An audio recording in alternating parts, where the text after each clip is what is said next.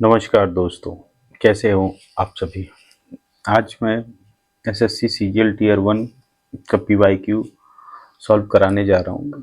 एक सबसे इम्पोर्टेंट बात कि books give knowledge, books give knowledge and PYQs give selection. मतलब किताब जो है आपको ज्ञान दे सकते हैं, लेकिन सिलेक्शन जो होगा वो कहीं ना कहीं आपके पिछले साल के जो भी पेपर्स हैं उस पैटर्न पे, क्योंकि यही अपने को डिमांड और सप्लाई पता चलती है।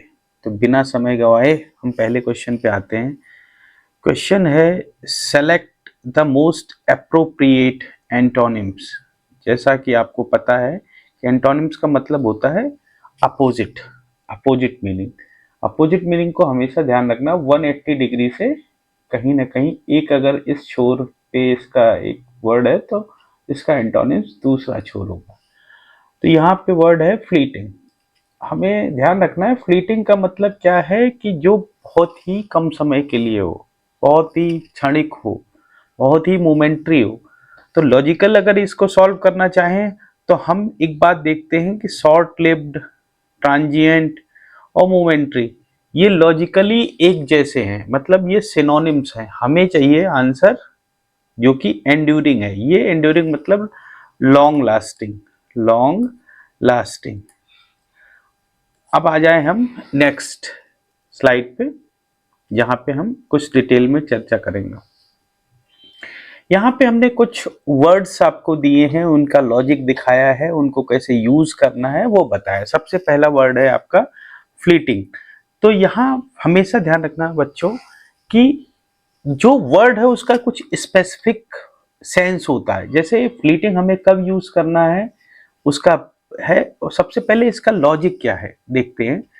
अ फ्लीटिंग ग्लिम्प्स, अ फ्लीटिंग ग्लिम्प्स मतलब एक नजर पड़ी और ओझल हो गई। अब इसको यूज कहाँ करना है? Use for things, use for things you see और फील। यहाँ आपको वो ऐसी चीजों के लिए यूज करना है जहां पे आप देखते हैं, महसूस करते हैं। किसके लिए? टीनी फ्रैक्शन, बहुत ही छोटा सा एक पल होता है of second, tiny fraction of second. कैसे?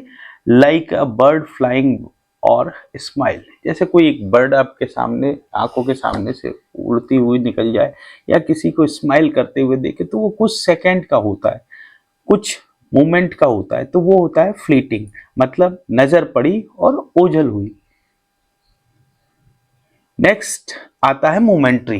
मोमेंट्री की बात करेंगे, used for brief interruption. Interruption मतलब कोई भी बाधा या tiny break in a time. Momentary मतलब टाइम हो, टाइम के रिस्पेक्ट में कोई बाधा आए या कोई छोटा सा ब्रेक लेना हो। जैसे लाइक अ पॉज और ग्लिच, मतलब या तो कोई ठहराव हो या कोई ग्लिच हो, थोड़ा सा जो प्रॉब्लम करे, ग्लिच।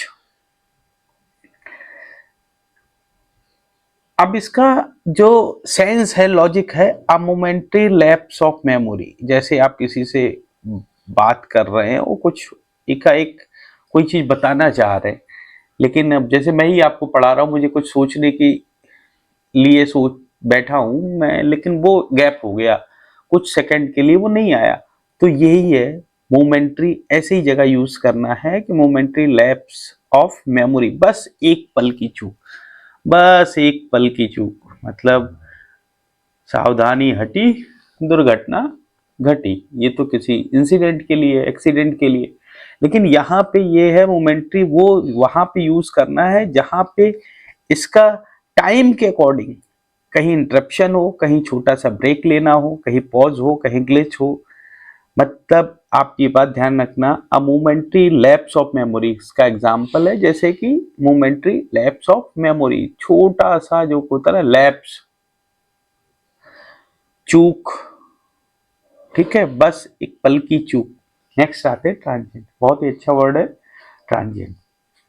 हम इसका मीनिंग देखते हैं। The transient guest at hotel, मतलब ट्रांजिएंट एक ऐसा वर्ड है जो कभी भी एक जगह रुकता नहीं, कोई भी जगह पे रुकता नहीं। जैसे इसका यूज करते हैं ट्रांजिएंट गेस्ट, हम गेस्ट के तौर पे जाते हैं कहीं पे होटल में, कहीं शहर में, कहीं किसी प्लेस पे, तो वहां आप रुकते थोड़ी है, आप घूमते हैं, अपना उद्देश्य पूरा करते हैं और अपना जो भी काम करके वो वहां से निकलते हैं। जैसे आज यहाँ कल यहाँ, ठीक है, आज यहाँ कल यहाँ, मुसाफिर। ऐसा नहीं कि सिर्फ मुसाफिर के लिए, स्टूडेंट के लिए भी आएगा ये, क्योंकि बच्चे किसी शहर में जाते हैं पढ़ने के लिए, कोई काम करने वाला जाता है कहीं शहर में, वो अपने उद्देश्य की पूर्ति तक वहां रुकता है, फिर वहां से निकल जाता है। तो यहाँ पे ध्यान रखना कि हमें वो यूज करना है, यूज्ड फॉर पीपुल, किसके लिए, यूज्ड फॉर पीपुल, और condition that don't stay in one place for long time. जैसे लेबर है या वेदर है, वेदर भी ट्रांजिएंट वेदर होता है, ठीक है, very transient weather in summer, in winter. अब नेक्स्ट वर्ड है ट्रांजिटरी। ट्रांजिटरी मतलब क्या होता है कि जैसे इसका नश्वरता से कनेक्शन है, ट्रांजिटरी नेचर ऑफ यूथ, जवानी नश्वर है, ठहरती नहीं। मतलब सही बात है, बहुत सारी चीजें लाइफ में नश्वर है जो रहती नहीं। अगर हम कहें समय के साथ चीजें परिवर्तित होती है, वो अपने जिस स्वरूप में है उस स्वरूप में बदलती रहती है, नश्वर है, मिटती रहती है।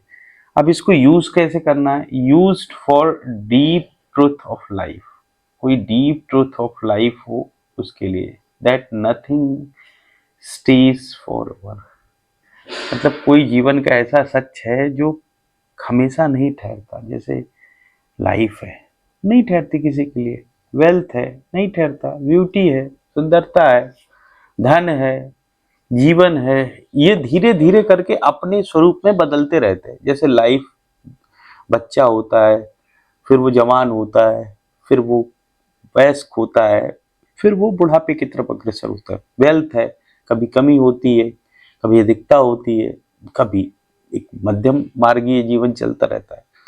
सुंदरता है, जब अपने शुरुआत में होगी तो पीक पे होगी, फिर उसके बाद उसका ढलाव आता है। तो नश्वर, ट्रांजिटरी का यूज हमें नश्वरता के फॉर्म में यूज करना है। अब नेक्स्ट आता है एंड्यूरिंग। एंड्यूरिंग का सबसे अच्छा आपका जैसे ये आंसर भी था कि हमें इस जगह यूज करनी है जहां पे हमें थोड़ा सा कह सकते हैं कि चीजों को समझना हो। जैसे हमें यहाँ पे एक चीज और ध्यान रखनी है कि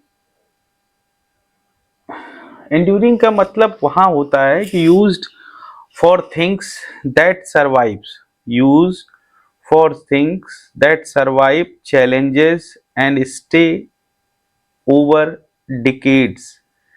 मतलब क्या है, ये वक्त की मार सहने वाला एक अटूट रिश्ता है। एंड्यूरिंग का कनेक्शन एक रिलेशन से भी हो सकता है, एक कोई ऐसा कनेक्शन जो कभी टूटे ना, वक्त की जो भी परेशानियां उसके साथ चलता रहे। जैसे लाइक अ क्लासिक बुक और बॉन्ड, कोई क्लासिक बुक है उससे आप, जैसे रामायण है, महाभारत है, गीता है, मतलब एंड्यूरिंग बॉन्ड है। आपकी लाइफ में खुशी होगी, दुख होगा, लेकिन फिर भी आप उसको याद करोगे, पढ़ोगे। ऐसे ही कोई दोस्ती का रिश्ता है, माँ बाप का रिश्ता है, बच्चों का रिश्ता है, भाई बहन का रिश्ता है, तो कैसी भी सिचुएशन होती है हम उस रिश्ते को निभाते हैं, उसको 100% देने की कोशिश करते हैं।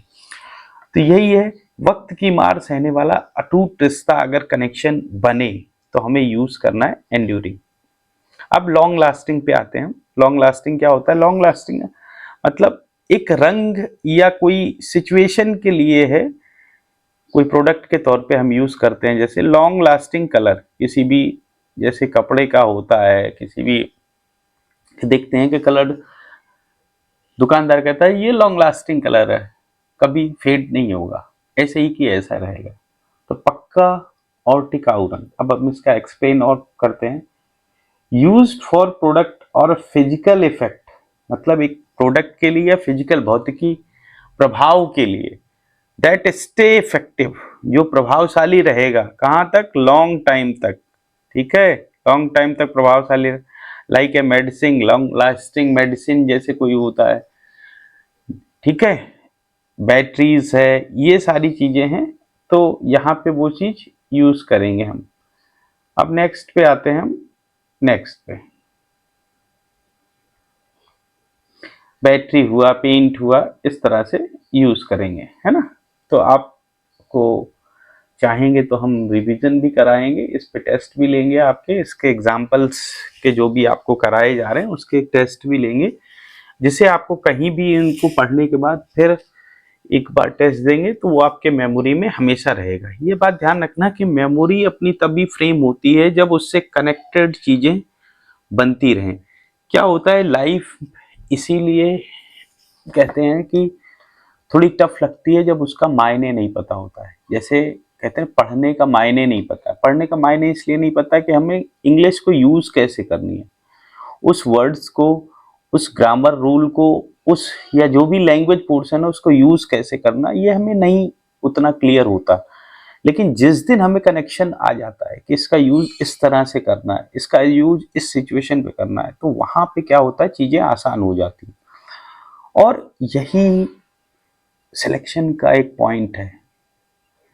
मैं टॉपर्स की बात नहीं करता, मैं एक मेंटर हूं और मैं हमेशा सेलेक्टर की बात करता हूं। सेलेक्टर होता क्या है, सेलेक्टर के अंदर सबसे बड़ी बात, जैसे सेलेक्टर है ना, सेलेक्टिविटी होती है इसके अंदर, उस डिमांड और सप्लाई में से चुनने की क्षमता होती है, वो होता है सेलेक्टर। जिसको पता है सिचुएशन, जैसे आपको पता है कि आपके पास 3 महीने है, 6 महीने या 1 महीने है, सिचुएशन अलग अलग है, लेकिन सेलेक्टर वही बनेगा जो उस समय को उसके डिमांड और सप्लाई के अकॉर्डिंग यूज कर पाएगा। मैं एक सबसे इंपॉर्टेंट बात बताता हूँ कि कोई कहते हैं ना टॉपर्स या कोई सेलेक्टर बनता कैसे। बहुत सारे लोग एसएससी का ही एग्जाम्पल लेते हैं। अगर एसएससी में 30-35 लाख फॉर्म भरते हैं तो एग्जाम लगभग 17-18 लाख लोग देते हैं सीजीएल में। अब इतने लोगों में सिलेक्शन उतने लोगों का क्यों हो रहा है? क्या बाकी पढ़ नहीं रहे? नहीं, कंपैरेटिव चलता है यहाँ पे। जैसे मैं मान के चलो, एक एग्जाम्पल इससे समझो आप कि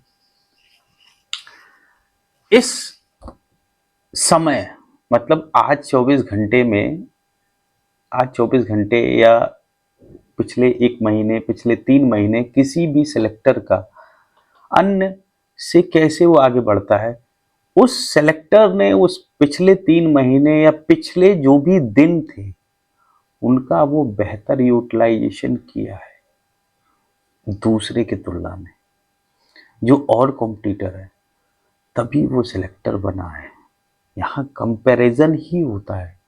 जैसे होता है कछुआ और खरगोश की दौड़ में, खरगोश सोचता है कि हम चले जाएंगे आगे, जैसे कॉम्पिटिटर सोचता है आज सो लेते हैं, आज ब्रेक देते हैं, आज घूम के आते हैं, आज थोड़ा मूड फ्रेश करते हैं। वहीं दूसरा उसका जो कॉम्पिटिटर है, सिलेक्टर है, वो कहता है नहीं, हमें अपने समय के साथ जस्टिफिकेशन करना है। अगर हमारे पास 5 घंटे हैं तो हमें उस 5 घंटे को यूटिलाइज करना है, सही जगह पे यूज करना है। ऐसा नहीं कि दिन भर पढ़ा जा सकता, नहीं। जब भी आप अपने समय को सही जस्टिफिकेशन दोगे, उसकी वैल्यू दोगे, तो टाइम भी वैल्यू देगा आपको। ध्यान रखना, एक म्यूचुअल अंडरस्टैंडिंग, एक म्यूचुअल ट्रांसफॉर्मेशन होता है। जैसे हम अपने किसी बड़े को, हम अपने किसी व्यक्ति को जब रिस्पेक्ट देते हैं, जब उसको वैल्यू देते हैं, तभी बदले में वो चीज मिलती है। तो टाइम भी है, जब टाइम का आप यूटिलाइजेशन करना सीख जाते हो, तभी टाइम अभी आपको वैल्यू देना सीख जाती है। मतलब वो आपको बताती है कि 10 मिनट में कौन सी चीजें हो सकती है, 1 घंटे में कितनी बेहतर चीजें बन सकती हैं। यही कहते हैं ना कि 24 घंटे होते हैं, 24 घंटे होते हैं, तो इस घंटे में कितना मिनट, कितना सेकंड होता है। लेकिन चूंकि हमारे पास उसको वैल्यू नहीं करते हम, टाइम को वैल्यू, तो टाइम को भी क्या है, आप 1 घंटे सो या 1 घंटे घूमो, कोई फर्क नहीं पड़ता। लेकिन जब आप टाइम को वैल्यू देना चाहते हो तो आपको फर्क पड़ता है, वो आपको वैल्यू देता है। नेक्स्ट आ जाए हम, नेक्स्ट भी बहुत इंपॉर्टेंट वोकैब का सीरीज है ये, डिटेल्ड ब्रेकडाउन फॉर एग्जाम्स, ये है। इसमें देखिए कुछ ऐसे वर्ड्स हैं जो एंड्यूरिंग के सिनोनिम्स हैं, मतलब जो बदलती नहीं है। जैसे इम्यूटेबल, इम्यूटेबल का यूज कहाँ करते हैं? इम्यूटेबल का यूज जैसे कहते हैं पत्थर की लकीर, ये मेरी जुबान जो है पत्थर की लकीर है, वो कभी बदलेगी नहीं। तो इम्यूटेबल का यूज कहाँ करना है? जहां पे कोई चीज नहीं बदलने की स्थिति हो। जैसे कहाँ, कौन सी चीज? Immutable laws of nature. जैसे कोई भी चीज ऊपर जाती है नीचे गिरती है, ये इम्यूटेबल है, बदल नहीं सकता। ऐसा नहीं हवा में उड़ जाए, हवा में रह जाए। तो अब इसका जो फोकस एरिया है, हुक है, उसको हम समझते हैं लॉज, नेचर, ऐसा बदलाव असंभव हो। यूज्ड फॉर किसके लिए? रूल्स के लिए कहते हैं, ठीक है। फिजिक्स, कोई truth that can not be changed by anyone, किसी के द्वारा बदला नहीं जाता। इम्यूटेबल लॉज, जैसे प्रिंसिपल्स हैं, क्रिया के प्रतिक्रिया का नियम। Every action has a equal and opposite reaction. ये जो प्रिंसिपल है ये इम्यूटेबल है, बदली नहीं जा सकती। तो इस तरह से हमें समझना है।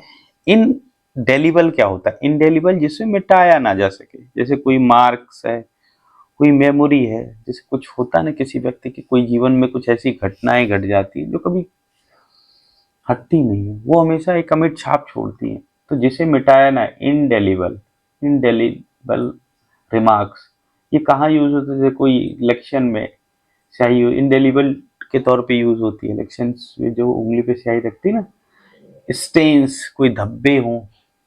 और डीप मेमोरीज, कोई बहुत ही गहरा आपका प्रभाव रहा हो, कुछ अच्छे या बुरे इंसिडेंट्स रहे हो लाइफ में, that can not be erased, वो इरेज नहीं होते। जैसे आप याद करो, जिस दिन आपका सिलेक्शन होगा, वो मोमेंट्री डे आपको भूलेगा नहीं। एक पल पहले आप बेरोजगार थे, और एक पल के बाद जैसे सिलेक्शन आता है, आपकी लाइफ बदल जाती है। तो वही इनडेलेबल मोमेंट ऑफ सिलेक्शन। अमिट छाप, अमिट छाप की स्याही इलेक्शन में यूज होती है ना, वो ध्यान रखना। तो एन इनडेलिबल इंक मार्क, जैसा हमने बताया इलेक्शन में। नेक्स्ट देखिए, मेरी पढ़ाने में थोड़ा सा कुछ मोटिवेशनल चीजें आती रहती हैं, क्योंकि मैंने लाइफ से यही सीखा है। और कुछ जोड़े रहने के लिए, कुछ लगे रहने के लिए हमें कहीं से तो कुछ सोर्स ऑफ एनर्जी चाहिए ना। तो वो मोटिवेशन ही होता है जो आपको खड़ा रखता है, जिंदा रखता है। परसिवरेंस, परसिवरेंस एक वर्ड है, आप ध्यान रखना। कॉम्पिटिटर की लाइफ में continuous effort in spite of difficulties, मतलब एक सतत प्रयास। आपकी लाइफ में बहुत सारी दिक्कतें आएंगी, फिर भी परसिवरेंस रहना पड़ेगा। उस कंपटीशन की, उस सपने को बनाए रखने के लिए हमें जिंदा रहना पड़ेगा, हमें सरवाइव करना पड़ेगा, हमें अपने आप को समय देना पड़ेगा, अपने आप को जानना पड़ेगा। कहते हैं ना, जहां में उसने बड़ी बात कर ली, जिसने अपने आप से मुलाकात कर ली। तो बहुत बड़ी चीज है, जो अपने आप को समझ गया उसे दुनिया में समझने की जरूरत नहीं है। हम सबसे बड़े दुश्मन खुद हैं अपने आप के, क्योंकि हम ही है वो जो बदलते रहते हैं, हम ही है वो जो आज ये कर रहे हैं कल वो कर रहे हैं। अगर हम रुक के ठहर के ये फर्मली डिसाइड करें कि मुझे ये करना है, उसके बाद जो भी उसका परिणाम बीच में होगा, मुझे उससे मतलब नहीं है। जो भी दिक्कतें आएगी, आई विल फेस, कोई प्रॉब्लम नहीं, मैं फेस करूंगा, मैं आगे बढ़ूंगा। तो कर देते हैं। अब जैसे टेनिसियस, जैसे यही, अब एक कॉम्पिटिटर होता है, वो टेनिसियस होना चाहिए। एक बार पकड़ बना ली तो पकड़ बना ली, कोई उसको छोड़ नहीं सकता। जैसे शेर का पंजा टेनिसियस ग्रिप होता है उसका, एक बार पकड़ लिया तो छूटना बहुत मुश्किल होता है। तो मतलब ये टेनिसियस का यूज कहाँ होता है? एफर्ट के लिए, ग्रिप के लिए, पकड़ या जिद के लिए, ठीक है। Tenacious used for person is persons will power, मतलब ये विल पावर के लिए यूज करते हैं। किसके लिए? Will power. और फिजिकल ग्रिप, एक ग्लू के लिए भी, that does not let go, एक ऐसा ग्लू जो छोड़ेगा ही नहीं। टेनेशियस एफर्ट, हार ना मानने वाला, मतलब कोई भी सिचुएशन हो, हार नहीं मानूंगा, रात नहीं ठानूंगा, ठीक है, जीत के मानूंगा। अ टेनेशियस कॉम्पिटिटर, मतलब इतना जिद्दी कॉम्पिटिटर, जब तक पोस्ट पा नहीं लेगा तब तक तो चैन से बैठेगा नहीं। देखिए क्या होता है बेटा, जुनून और पागलपन में एक बारीक लाइन है। जुनून वो है जो आपको सपने, जैसे कहते हैं सपने जो वो होने चाहिए जो आपको सोने ना दे, मतलब ऐसा नहीं सोने ना दे जो मत दे, तो ऐसा नहीं, मतलब वो आपको सही समय के लिए एक्टिव रखें। आपको किस समय, सुबह आपको पढ़ना है, दिन में पढ़ना है, रात में पढ़ना है, तो इस हिसाब से आपको वो सपने वही होते हैं जो आपको जीने देते हैं।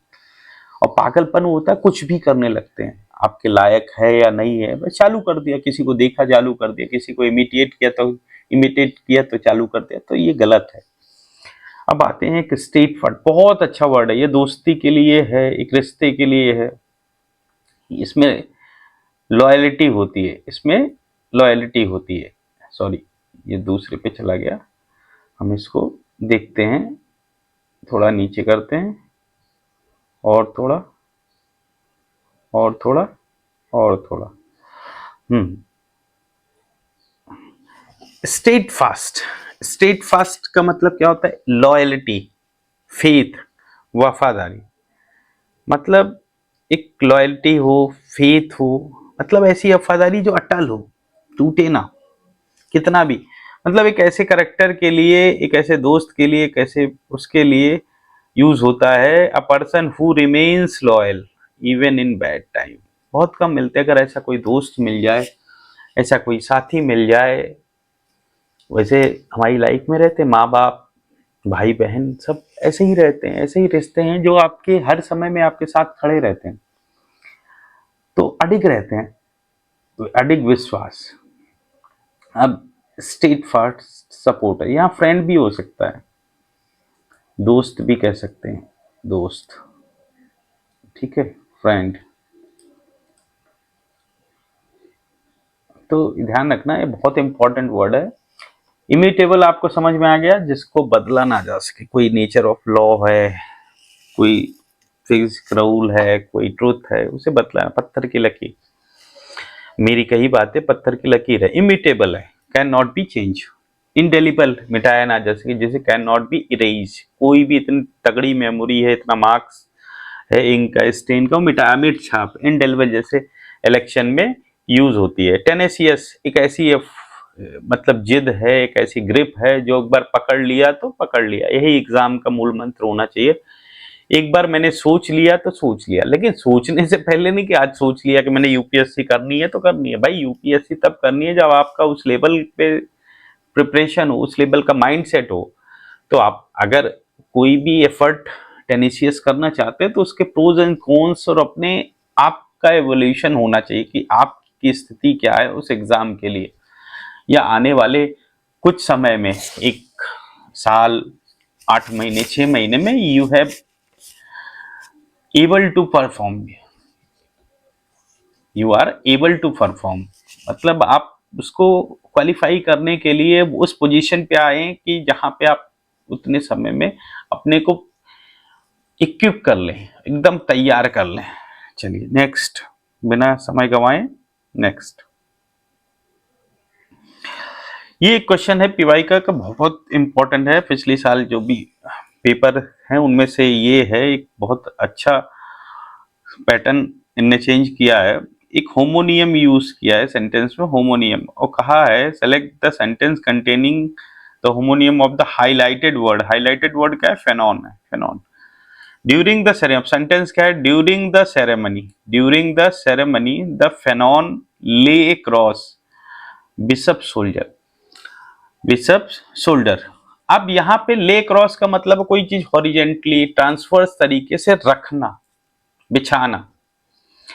तो फेनॉन का यूज यहाँ पे जो है वो एक कपड़े के लिए है, मतलब कह रहे हैं ड्यूरिंग सेरेमनी, जो सेरेमनी चल रही थी उसके दौरान फेनॉन जो है एक वस्त्र का टाइप है जिसको बिशप के शोल्डर पे बिशप के शोल्डर पे लगाया गया, रखा गया, है ना।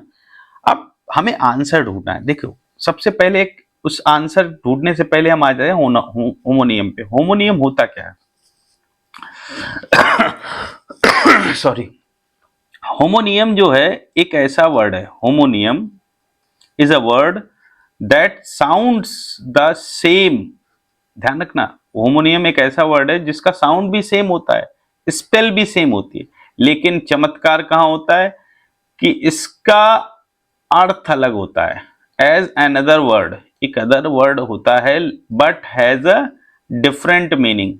मतलब साउंड सेम है, स्पेलिंग सेम है, लेकिन एक दूसरा वैसा वर्ड है जिसका मीनिंग अलग होना चाहिए। यहां क्वेश्चन में वही ट्रिक है, यहां क्वेश्चन में वही ट्रिक है।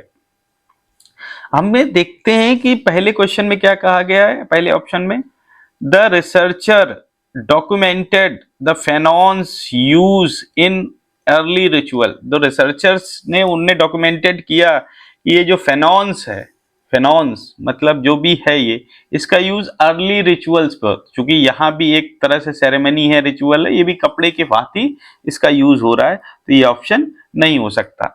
फिर दूसरा आंसर है the seamstress, seamstress reinforced the pennons border with fine stitching. Stitching सिलाई से है, तो आपने देखा ये भी कपड़े के जैसा है। ठीक है, अभी हम पूरा तरीके से हम सॉल्व करना बता रहे हैं आपको, क्योंकि वही आपको सीखना है। Student discuss Fanon's views on colonial identity. अब यहाँ पे देखा ये थोड़ा सा अलग जा रहा। अब लास्ट ऑप्शन और कर लेते। The priest adjusted the fanon over his chasuble. Chasuble वही होता है कि एक जो भी वेस्ट होती ना, स्लीवलेस जो वेस्ट पहनी जाती है ऊपर से कपड़े के ऊपर, तो वो है। तो यहां पे आपने देखा कि ए बी और डी एक जैसे मीनिंग है, तीनों कपड़े के फॉर्म में, लेकिन हमें ये बात ध्यान रखना है, हमें उस वर्ड का होमोनियम ध्यान रखना है कि जिसकी स्पेलिंग भी सेम हो, साउंड भी सेम हो, लेकिन अर्थ उसका अलग होना चाहिए, अर्थ उसका अलग। तो यहाँ पे देखना, student discuss the Fanon's view of colonial identity. यहाँ पे एक ऐसा स्टूडेंट ने डिस्कस किया फेनॉन्स का व्यू जो कॉलोनियल आइडेंटिटी पर अपना पक्ष रखता था, मतलब उस पर व्यूज देता था। तो ये हो गया आपका आंसर। तो आंसर आपका कौन सा सही है? ये सही है, ये ध्यान रखना है ना। नेक्स्ट उस पे आ जाते हैं, स्लाइड पे यही, स्लाइड में यही है। इसको और बताया है कि जो मैंने बताया ना कि researchers this refer the same religious object और garment the original as a original sentence, है ना। तो यहाँ पे एज अ ओरिजिनल सेंटेंस जो है वो है, तो हमें ध्यान रखना है कि ये उस तरह से यूज नहीं होगा, है ना। तो कहीं ना कहीं ये सेंटेंस पहला गलत हुआ, ठीक है, हमने देख लिया पहला गलत। फिर दूसरा seem stress reinforce the phenon border। अब यहाँ पे this describe physical construction, physical construction बहुत मतलब फिजिकली रूप से उसमें same garment mention in the prompt, जो भी आपको ऊपर दिया है। अब नेक्स्ट जो है वो क्यों गलत था? The priest adjusted the fanon over chasuble, this describe liturgological liturgical action involving same religious, मतलब सेम शब्द वैसे इन्वॉल्विंग से, मतलब वो तीन ऑप्शन इसलिए गलत हुए क्योंकि उनकी मीनिंग, हमें होमोनियम चाहिए था कि सेम स्पेल सेम साउंड, बस उसकी मीनिंग अलग होनी चाहिए। हम आ जाए नेक्स्ट क्वेश्चन पे, बहुत ही प्यारा है ये, ग्रामर का रूल है। क्वेश्चन 3 है चूज द, क्वेश्चन 3 है चूज द मोस्ट सुटेबल, ध्यान रखना, option to replace the highlighted part of the sentence. जैसे हाईलाइटेड पार्ट क्या है? I used to get up, ये है गेट अप। अब I am used to get up early every morning, मतलब मुझे आदत है, एक ऐसी आदत जो आज भी मैं कर रहा हूं। तो अब यहां पे ये बात ध्यान रखना है कि यूज्ड टू मतलब अपने को दो चीजें होती है, यूज्ड टू प्लस V1, मतलब बेस वर्ब यूज होता है, बेस वर्ब, वर्ब। और यहां पे एक ऐसा होता है यूज्ड, अभी और एक्सप्लेन करेंगे आगे, प्लस वर्ब में आईएनजी, मतलब जीरंड फॉर्म यूज होता है। तो हम ध्यान रखें कि हम में ये अंतर कहां से होगा, अंतर कैसे होगा, यूज टू के साथ V1 यूज होगा। ये बात ध्यान रखना, जब भी अपना सेंटेंस, जब भी अपना सेंटेंस इस तरह से इज एम आर के साथ हो, बी फॉर्म में हो, उसके बाद यूज टू हो, तो उसके बाद हमें जीरेंड ही यूज करनी है ना। तो यहाँ पे जो कि इज एम आर में एम है, I am use to get up early in the morning नहीं होगा, I am use to getting up early every morning, मैं हैबिचुअल हूं सुबह, प्रत्येक सुबह जल्दी उठने का। अब नेक्स्ट आ जाते हैं, इसका सोल्यूशन और देखते हैं, जो मैंने आपको समझाया कि जब भी use to plus base verb हो, use to plus base verb मतलब V1, this describe a past habit. ध्यान रखना बेस वर्ब का यूज कब होगा, जब कोई पास्ट की हैबिट जो अब नहीं है, मतलब एग्जिस्ट नहीं करती है। तो हमें सेंटेंस के एग्जाम्पल से ध्यान है, I use to get up early but I don't any more, मैं पहले उठता था बट अभी नहीं। तो हमें बस ध्यान रखना यहाँ पे इज एम आर ऐसा कुछ नहीं, सीधा यूज टू का यूज हुआ है, तो उसके साथ अपने को भी जो भी वर्ब का बेस फॉर्म है वो यूज करना है। बेस फॉर्म में ध्यान रखना, कभी भी बेस फॉर्म में कभी भी एस अथवा एस को नहीं जोड़ा जाता है। ये आगे चल के सब्जेक्टिव मोड एक क्वेश्चन आएगा, उसमें भी यूज हुआ है। तो यहाँ पे इस तरह से यूज करना है कि हमें पास्ट हैबिट के लिए यूज करना, आई यूज टू गेट अप, मतलब यूज टू प्लस बेस का वर्ब का V1 फॉर्म है ना।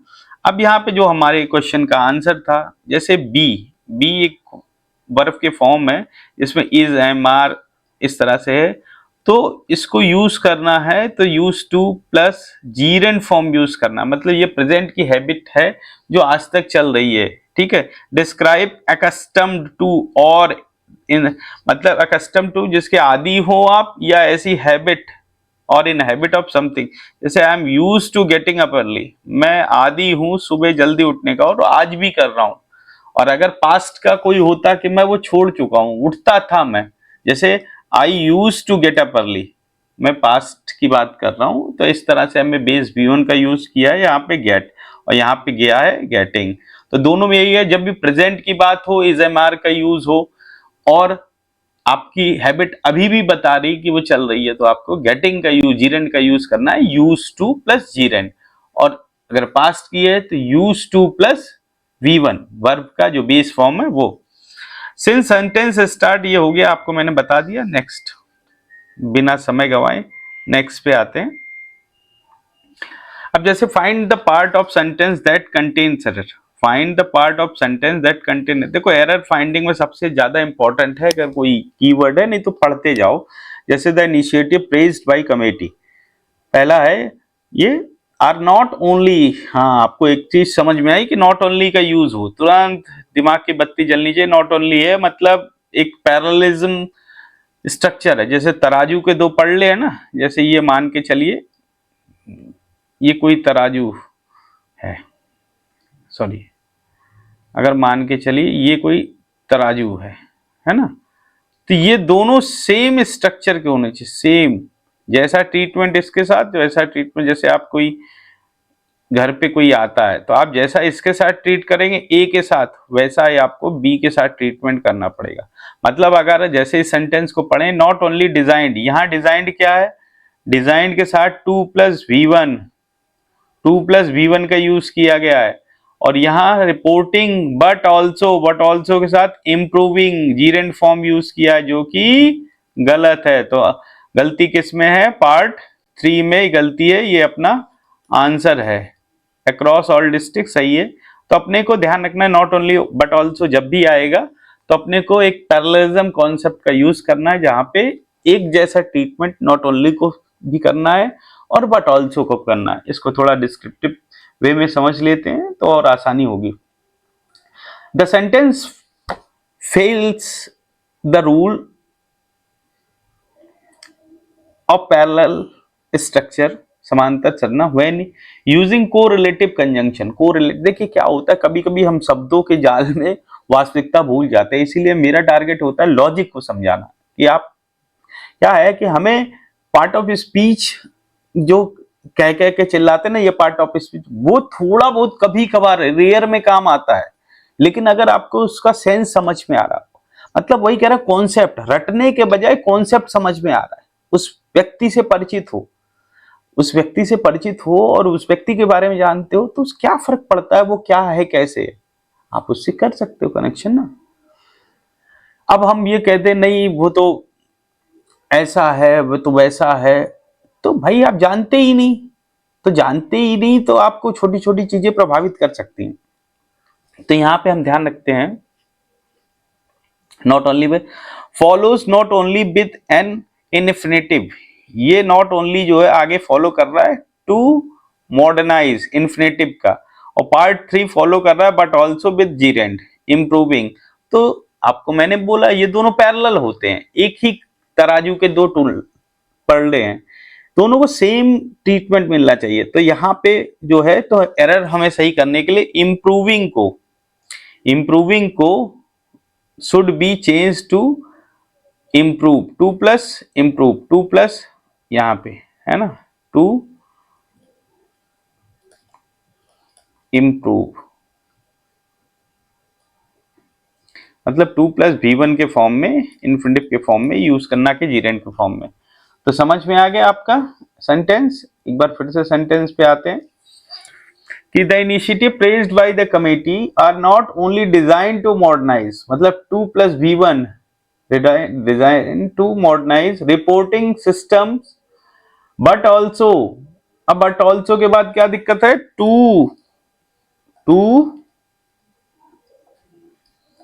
इम्प्रूव, ध्यान रखना बहुत इंपॉर्टेंट रूल है, to improve transparency in funding distribution across all district. तो अपना आंसर क्या होना चाहिए, किस पार्ट में गलती है, सी पार्ट में गलती है, तो इसी अपना आंसर है। आगे बढ़ो। देखिए मेरी क्लास में ये बात ध्यान रखना, मैं बहुत सारी चीजों को कनेक्टिविटी पे डिपेंड करता हूँ, कॉन्सेप्ट पे डिपेंड करता हूँ, रटने के बजाय समझने पे डिपेंड करता हूँ। मैं एक ऐसा व्यक्ति हूँ, मैं एक ऐसा मेंटर हूँ जो अगर मैं समझ गया कि ये चीज ऐसे होगी, तो फिर वही है ना कि मैं बदलता नहीं, मैं अपने बच्चों को भी ऐसे ही बनाता हूँ। ये आज नहीं, बहुत पुरानी कहानी है, मेरे पढ़ाए हुए बहुत सारे बच्चे आज एसएससी, रेलवेज, अदर स्टेट के एग्जामिनेशन में पोस्ट पाए बैठे हैं और कई सालों से नौकरी कर रहे हैं।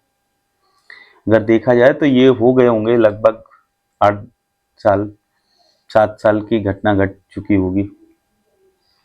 मैं फिर से इसलिए आया हूं क्योंकि मुझे ऐसा लग रहा है कि इस सिस्टम को एक क्रांति ही बदल सकती है, इस सिस्टम को एक क्रांति बदल सकती है, जहां पे लर्निंग जो है इफेक्टिव बनाने के लिए एक मेंटर का होना बहुत जरूरी है। एक ऐसा मेंटर जो सच में उस कनेक्टिविटी को समझा पाए, और मैं ये सब आपके लिए बिल्कुल फ्री ऑफ कॉस्ट कर रहा हूँ। मुझे कुछ नहीं चाहिए, मुझे बस अपनी नॉलेज जो है उसको आपके साथ शेयर करना है।